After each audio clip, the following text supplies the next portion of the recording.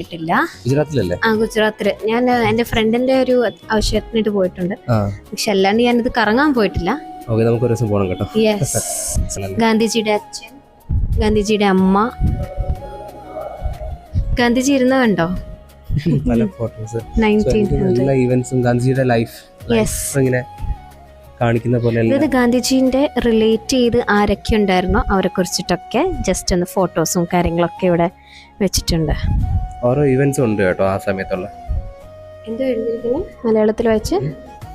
ഈ സ്ഥലത്ത് ഫെബ്രുവരി പഴയ ലിപിയാണ്, പഴയ എന്തോ ലിപിയൊക്കെ യൂസ് ചെയ്തിട്ടുണ്ട് കേട്ടോ. മഹാത്മാഗാന്ധിയുടെ ചിതാഭസ്മം കടലിൽ നിക്ഷേപിക്കുന്നതിന് മുൻപ് വെച്ചിരുന്നത് ഈ സ്ഥലത്താണ് വെച്ചിരുന്നത്. അതായത് ഈ എക്സാക്ട് ഇല്ല, ഇപ്പൊ ഇല്ല.